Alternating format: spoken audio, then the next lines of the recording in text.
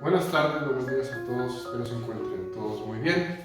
Hoy empezamos con un nuevo tema en nuestra serie de videos. Pasamos de haber recorrido estimación puntual, estimación con un solo valor, a algo que se llama estimación por intervalo. ¿Cuál es la esencia o la lógica detrás de esto? La lógica detrás de esto es que tenemos un estimador, pero ¿quién me asegura que ese valor esté bien? Yo quisiera tomar en cuenta que ese estimador es una variable aleatoria, o sea, tiene una varianza asociada, tiene una variabilidad que permite que se mueva en un rango de valores. ¿Y cómo tomo en cuenta que ese error o esa diferencia con la verdad se puede aplicar? Me explico. ¿Qué sería más tranquilizante de decir? Que el salario promedio de cierta localidad es $1,000 o que se encuentra entre $900 y $1,100. Seguramente va a tener mayor precisión ese, tenemos más confianza en creer que ese rango puede contener la verdad. Entonces esa es la historia de la estimación por intervalo. ¿Cómo vamos a hacer eso? Pues vamos a ver una técnica o vamos a hablar de la técnica por excelencia para construir los intervalos de confianza. La estimación por intervalo, que ya recibirá el nombre de intervalo de confianza. Ya hablaremos de por qué se llama así ese intervalo de confianza. Y con ella podremos construir, creo que casi todos los intervalos que existen. Hoy haremos la parte teórica de un intervalo especial. Ya iremos hablando sobre eso. Pero entonces tengamos en mente, nuestro objetivo es estimar, pero estimar por intervalo. Entonces, démosle un título a esto que empieza hoy y que serán 2 videos seguramente. Esto se va a llamar estimación por intervalo.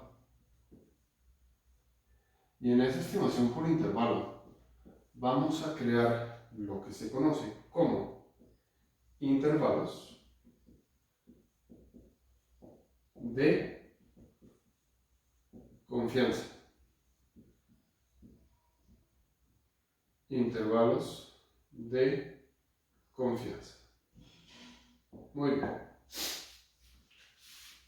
Hasta el video anterior, nosotros hablábamos de un estimador, fuera tetagorro o tetamoño.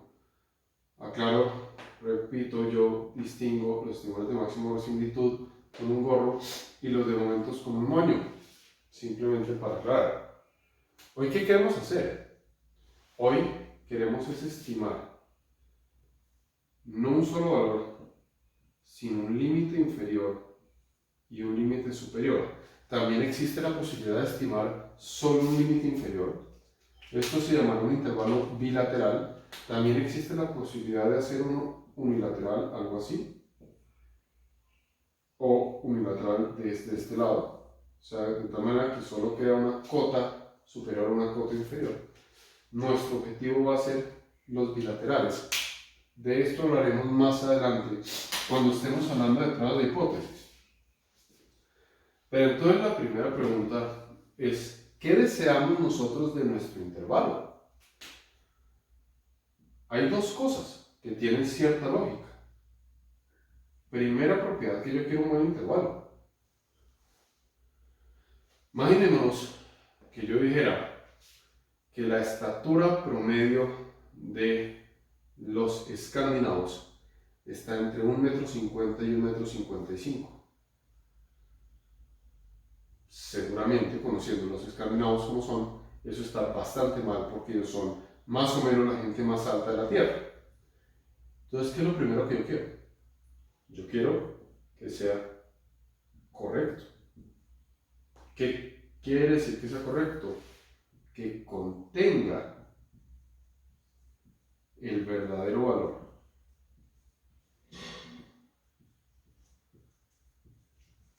de teta. Pero vamos a la segunda propiedad. Idea número 2 para estimar la estatura promedio de los escandinavos. La estatura promedio de los escandinavos está entre 1,50 y 2 metros. Pues sí, seguramente es correcto, pero ¿qué dije? Nada. Pues sí, que está entre 1,50 y 2 metros es como decir, son altos, miden, no estoy diciendo nada. Entonces, un intervalo tan ancho, no obstante que es correcto, no me sirve para nada. Yo quiero que sea angosto. Espero que se den cuenta que existe una dicotomía entre estas dos condiciones.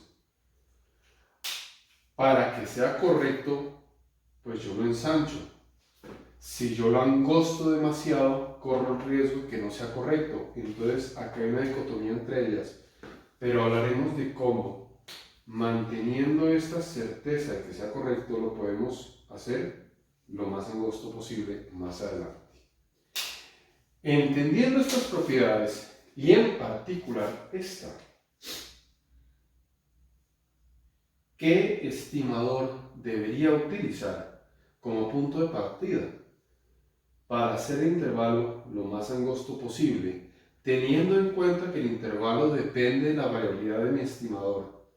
¿Qué estimador debería utilizar como punto de inicio? ¿El de máxima verosimilitud o el de momentos? Por aquello que vimos en los videos anteriores, en el video inmediatamente anterior, si no estoy, por supuesto el estimador del cual partimos va a ser el estimador de máxima verosimilitud. ¿Y cuál es la razón de esto? La razón de esto es que el estimador de máxima verosimilitud, ¿qué condición o qué propiedad me garantiza? Me garantiza la propiedad de suficiencia. Y recordemos que si lo puedo hacer además insesgado, lo cual me caracterizaría o apuntaría mejor a que fuera correcto, estoy logrando el estimador insesgado de mínima varianza, lo cual haría el intervalo lo más angosto posible.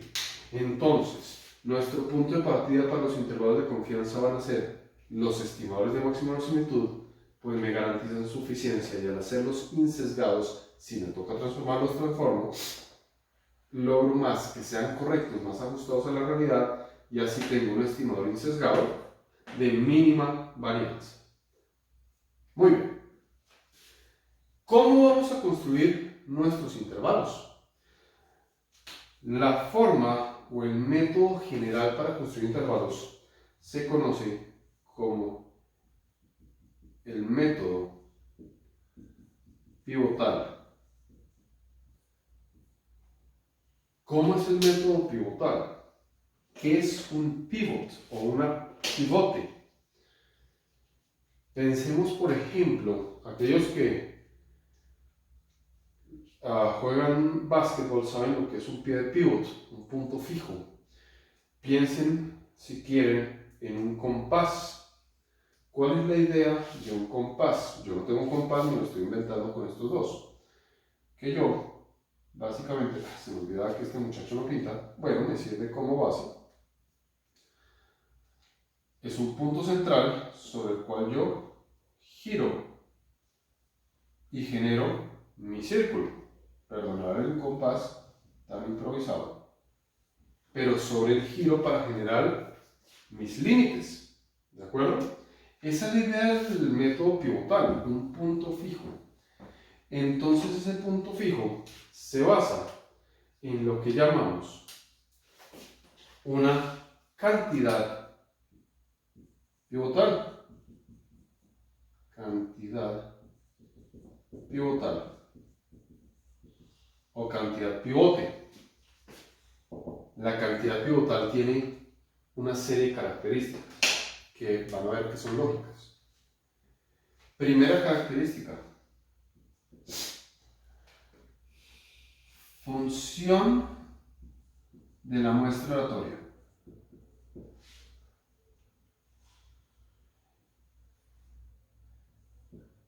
y del parámetro objetivo, tal que el parámetro objetivo es la única cantidad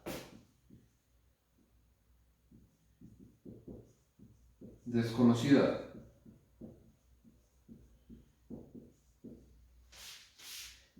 y su función de probabilidad no depende del parámetro objetivo. Esa es como la gran definición de una cantidad pivotal. Es una función de la muestra aleatoria y del parámetro objetivo, tal que el parámetro objetivo es la única cantidad desconocida y su función de probabilidad no depende de teta. ¿Por qué todo esto tiene lógica? Yo quiero estimar a teta. Y para estimar lo que necesito, una muestra.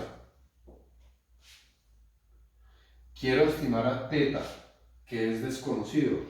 No puedo tener más cantidades desconocidas porque si no, no me daría un estimador. Me daría otra cosa desconocida. Y parte de no tener nada desconocido hace parte de lo que yo voy a utilizar para hallar mi estimador. ¿Cómo funciona? Vamos a tratar de explicarlo en términos generales y ahorita hacemos el clásico ejemplo de una distribución simétrica como es el caso de la normal o de la t. Básicamente, yo tengo alguna función de distribución. ¿Listo? Una muestra aleatoria que proviene de alguna función de probabilidad. Y voy a llamar, yo voy a decir que quiero hacer un intervalo que tenga una probabilidad de 1 menos alfa de contener el parámetro. ¿Ok? 1 menos alfa de contener el parámetro. Después formalizaremos este concepto en el siguiente video mejor. Pero, por ahora, una probabilidad de contener el parámetro 1 menos alfa. Entonces, ¿yo qué creo? ¿Yo qué quiero? Que si yo voy a hallar un límite inferior y un límite superior de mi intervalo, existe una probabilidad de tamaño alfa de que quede por fuera. Que quede por fuera para la derecha o para la izquierda. Yo voy a repartir ese alfa por partes iguales, que la probabilidad de que quede mal hacia la derecha o mal hacia la izquierda en ambas es alfa medios. ¿Ok? La probabilidad de contenerlo, o sea, la probabilidad de este rango va a ser 1 menos alfa. Fíjense que esto, pues por supuesto, suma 1. Alfa medios más alfa medios da alfa, que es la parte que le faltaba 1 menos alfa para hacer 1. En el siguiente video lo haremos más despacio y más puntual. En este quiero hacerlo de forma muy general. Muy bien. Entonces, yo voy a denotar como C sub alfa medios el cuantil que acumula alfa medios. Y que acumula alfa medios, sí. Y por supuesto, pongámoslo acá abajito, C de 1 menos alfa medios, el cuantil que acumula 1 menos alfa medios. Muy bien. Entonces, ¿cuál es la lógica? Yo voy a plantear que la probabilidad de que mi cantidad pivotal, esta cantidad pivotal la voy a denotar por CP, esté entre esos dos cuantiles, va a ser 1 menos alfa. Pero esa cantidad es función de la muestra aleatoria y de teta como cantidades desconocidas. O sea, esto es una función, si les parece la voy a llamar g de la muestra aleatoria y del parámetro teta. Pueden haber más parámetros, pero conocidos.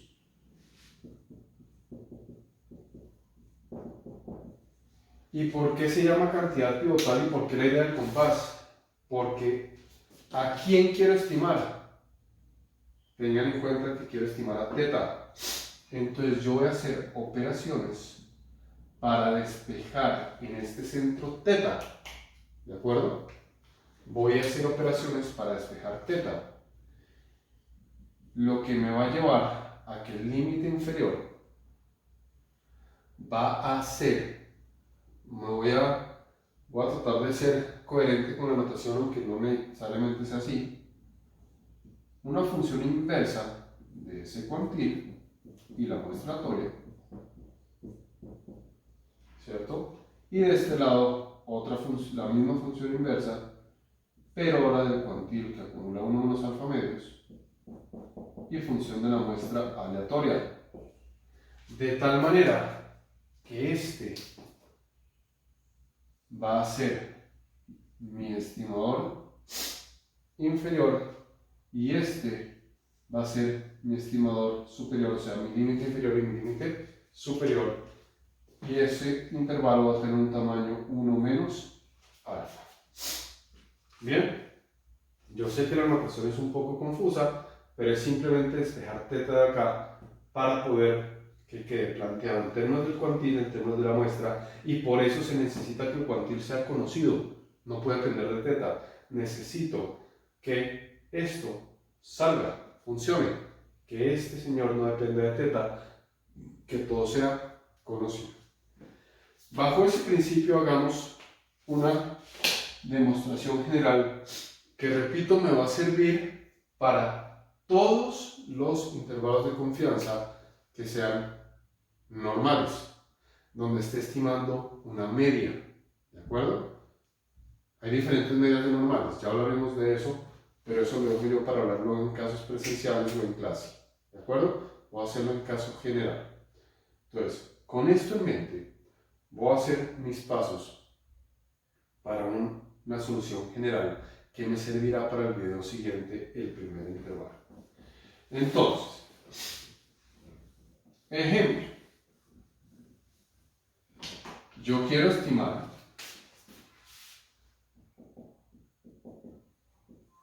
teta, donde teta representa la media de una normal. Muy bien. Yo sé que muchos de ustedes dirán, pero ¿y por qué no pone mu? Es que la media de una normal depende cuál sea la normal. Eso lo veremos a nivel práctico, pero, y con ejercicios y desarrollaremos todo esto. Pero, a nivel teórico, que es donde llevan mis videos, una idea, mu puede ser la media de una normal. Pero si yo resto dos normales, la media no es mu, sino mu x menos mu y. Si estoy hablando de una binomial aproximada a la normal, la media es p o np. Por eso lo hago general. Entonces, voy a partir, según dijimos, de teta gordo. Vamos a hacerlo más bien en color y lo vamos a hacer en rojo. Teta gordo va a ser el estimador de máxima verosimilitud. Y lo voy a poner entre comillas, ¿por qué? Porque según lo que dijimos hace un rato, nosotros no solo queremos el estimador de máxima verosimilitud, sino una versión de él que sea insesgado para que sea el estimador insesgado de mínima varianza. Muy bien. Entonces, yo quiero que el valor esperado de este muchacho sea teta, que sea insesgado. La varianza de mi estimador la voy a denotar en general como sigma cuadrado de teta gordo. Y acá una parte muy importante que después se relajará cuando hagamos ejercicios, y es Yo quiero que esto sea conocido. ¿Cómo se relajará? Si no es conocido, tengo que ver la manera correcta de estimarlo para poderlo utilizar. Entonces, si esto proviene de una normal y yo lo quiero estandarizar, yo tendría que hacer teta gorro menos teta sobre su desviación estándar, que sería normal 0, 1. La pregunta del millón es si eso que está acá es en efecto una cantidad pivotal. Y arranquemos. Y esta pregunta no la tenemos que hacer siempre. Que arranquemos a construir un intervalo. ¿Es función de la muestra aleatoria? Si la respuesta es sí, ¿dónde? Por supuesto, en el estimador. Un estimador es función de la muestra aleatoria. ¿Es función del parámetro objetivo? Por supuesto, acá está.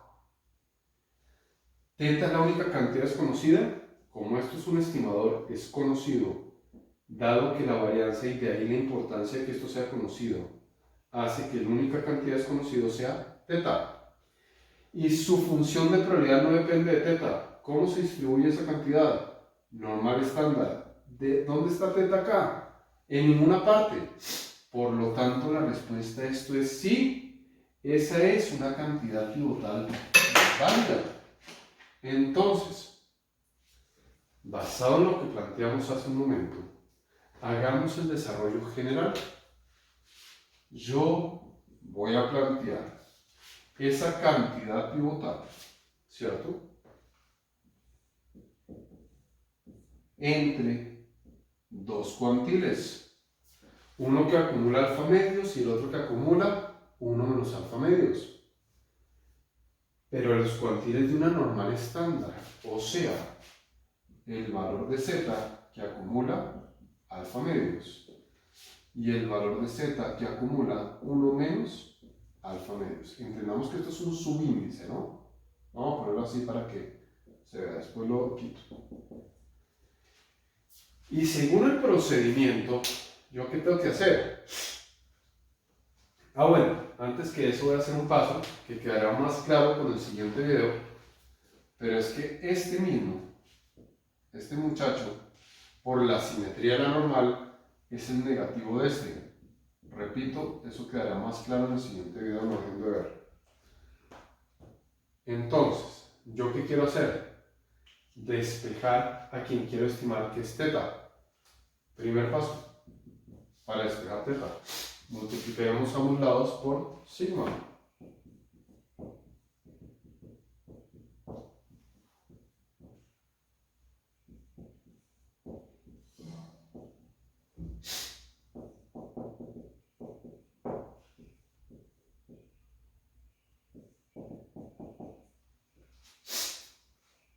Ya multiplicados ambos lados por sigma, sigamos despejando teta. Podemos restar teta gorro por todas partes.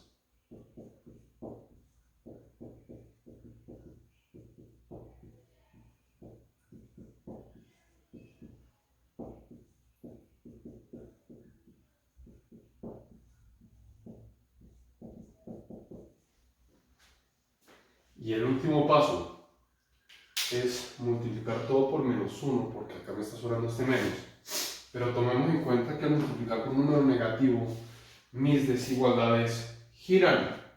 Entonces, para mantener el orden de que este es menor a este, yo lo que voy a hacer es pasar esta para acá y esta para acá, que va a hacer ese cambio de desigualdades. Teta gorro menos z, 1 menos alfa medios por sigma de teta gorro.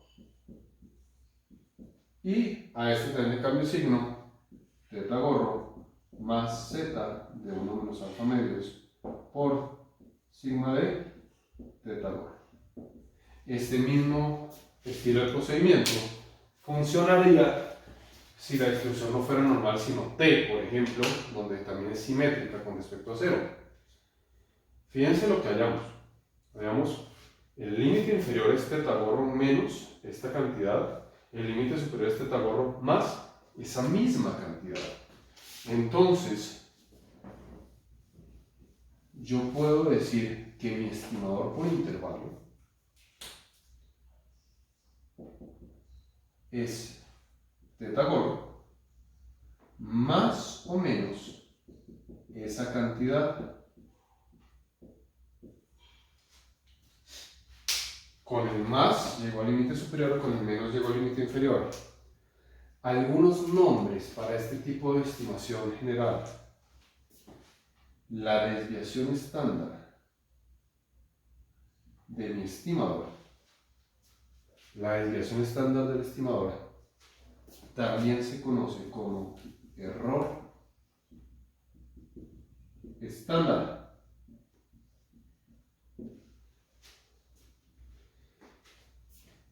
Y esta cantidad completa, o sea, el error estándar multiplicado por el cuantil, que me va a dar finalmente, y analícenlo, el ancho del intervalo, se va a llamar el margen de error. Así que, cuando yo quiero estimar teta, y teta representa la media de una normal, yo ya tengo un intervalo general. Esta demostración me sirve si esto es para mí o con una muestra, para diferencia de medias. Hay que jugar un poco para las cantidades pivotales y ahí entrará a pleno lo que llamamos distribuciones muestrales, o yo llamé plan de vuelo, que eran esas construcciones de cómo se construye una T, una chi, una normal, una F, para ir construyendo esas cantidades pivotales. Pero el intervalo va a dar algo lógico. El estimador más o menos una constante por la desviación estándar. El estimador más o menos un margen de error. El estimador más o menos una constante por el error estándar de mi estimador. ¿De qué depende la constante? De qué tan alta quiero la probabilidad de que mi intervalo esté bien hecho. Entre más alta esta probabilidad, ¿qué va a pasar con el intervalo? Entre más alto 1 menos alfa, más bajo alfa. Y por lo tanto, más ancho el intervalo. Analicemos una grafiqueta pequeña acá. Esto es lo que mide 1 menos alfa. Entre más grande 1 menos alfa, más ancho el intervalo. Podríamos hacernos una pregunta. ¿Pero por qué 1 menos alfa? ¿Por qué yo no quiero una probabilidad del 100%? ¿Por qué no hablar de una certeza absoluta con mi estimación? Veamos la normal. Si yo dijera que quiero alfa 0, yo necesito un cuantil que me acumule el 100% de los datos en la normal. ¿Cuánto es ese cuantil en la normal estándar? Infinito. ¿Tiene lógica? Para no equivocarme en la estatura promedio de los escandinavos, su estructura va de menos infinito a más infinito con certeza. Pues claro, es la única manera de tener absoluta certeza, cubrir todo el espacio muestral. Por eso, este 1 menos alfa, que llamaremos, y repito en el siguiente video, quedará claro por qué el nombre cambia. Este 1 menos alfa, que vamos a llamar el nivel de confianza. No puede ser 1, pero por supuesto vamos a querer que sea alto. Usualmente se utiliza 99, 95, 90. El más usado para, como decía alguien que conozco, para el estadístico despistado es 95. ¿Por qué? Porque ni es 99 ni es 90, está en la mitad. Está alto, pero sin ser así dramático. ¿De acuerdo? Esto me va a permitir construir todos los intervalos basados en un nivel de confianza del 1 menos alfa. Fíjense que esta estructura me va a servir para todo lo que sea normal. Y lo que sea t va a funcionar igual. Vamos a tener que tener cuidado en cómo armar esta cantidad pivotal. Eso lo tenemos que observar con detalle. ¿De acuerdo? Pero esta estructura es la forma de crear, en general, una estimación por intervalo. Intervalos famosos que existen. Para la media una normal con varianza conocida y con varianza desconocida. Para la diferencia de medias de dos normales con varianzas conocidas, con varianzas desconocidas, en diferentes casos.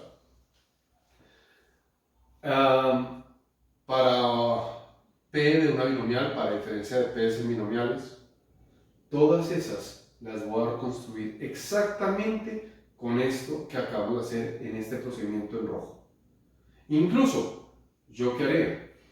Ya he demostrado esto, yo voy a reconocer qué es cada cosa y pasaré de aquí a acá inmediatamente porque esto ya está resuelto. El desafío va a estar en hallar la cantidad pivotal. Habrá otros intervalos que no pueden ser simétricos cuando estemos hablando de la chila F. Por eso el inicio de hoy, o de este video, fue un intervalo más general, más feo, más crudo, más de notación harta, C de alfamedios, G, en fin. Pero es para ver cómo sería en general. Entonces, siendo así, el próximo video, ¿qué va a tratar? Va a tratar mi primer intervalo. Va a hablar de la intervalo de confianza para la media de una normal con varianza conocida, pero ese lo voy a hacer de dos maneras. Primero, suponiendo que esto no existe, a punta de lógica y de trabajo pesado. Y después lo voy a volver a hacer, utilizando lo que hicimos hoy. Y ahí entenderemos por qué el nivel de confianza se llama nivel de confianza y no se llama probabilidad.